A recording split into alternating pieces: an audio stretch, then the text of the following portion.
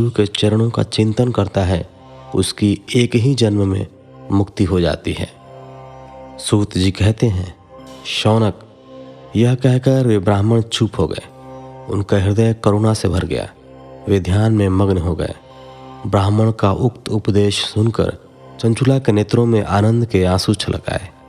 वह हर्ष भरे हृदय से ब्राह्मण देवता के चरणों में गिर गई और हाथ जोड़कर बोली, मैं कृतार्थ हो गई। हे ब्राह्मण, शिव भक्तों में श्रेष्ठ स्वामी, आप धन्य हैं। आप परमार्थदर्शी हैं और सदा परोपकार में लगे रहते हैं। साधो, मैं नरक के समुद्र में गिर रही हूँ, कृपा कर मेरा उद्धार कीजिए। जिस पौराणिक व अमृत के समान सुंदर शिव पुराण कथा की बात आपने की है, उसे सुनकर ही मेरे मन में वैराग्य उत्पन्न हुआ है। उस अमृतमयी शिव पुराण कथा को सुनने के लिए मेरे मन में बड़ी श्रद्धा हो रही है। कृपया आप मुझे उसे सुनाइए। सूत जी कहते हैं, शिव पुराण की कथा सुनने की इच्छा मन में लिए हुए चंचुला उन ब्राह्मण देवता की सेवा में वहीं रहने लगी। उस गोकर्ण नामक महाक्षेत्र में उन ब्राह्मण देवता के मुख से चंचुला शिव पुराण की भक्ति, ज्ञान और वैराग्य बढ़ाने वाली और मुक्ति देने वाली परम उत्तम कथा सुनकर कृतार्थ हुई। उसका चित्त शुद्ध हो गया। वह अपने हृदय में शिव के सगुण रूप का चिंतन करने लगी। वह सदैव शिव के सच्चिदानंदमय स्वरूप का स्मरण करती थी। तत्पश्चात अपना समय पूर्ण होने पर चंचुला ने बिना किसी कष्ट के अपना शरीर त्याग दिया।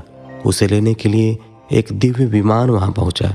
यह विमान शोभा साधनों से सजा था एवं शिवगणों से सुशोभित था। चंचुला विमान से शिवपुरी पहुंची। उसके सारे पाप धुल गए। वह दिव्यांगना हो गई। वह गौरांगी देवी मस्तक पर अर्धचंद्र का मुकुट व अन्य दिव्य आभूषण पहने शिवपुरी पहुंची। वहां उसने सनातन देवता त्रिनेत्रधारी महादेव शिव को देखा। सभी देवता उनकी सेवा में भक्ति भाव से उपस्थित थे। उनकी अंग कांति करोड़ों सूर्यों के समान प्रकाशित हो रही थी। 5 मुख और हर मुख में 3-3 नेत्र थे। मस्तक पर अर्धचंद्राकार मुकुट शोभायमान हो रहा था। कंठ में नील चिन्ह था।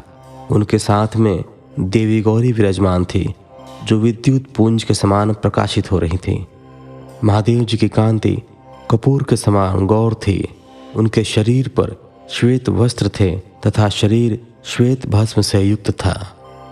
इस प्रकार भगवान शिव के परम उज्ज्वल रूप के दर्शन कर चंचुला बहुत प्रसन्न हुई।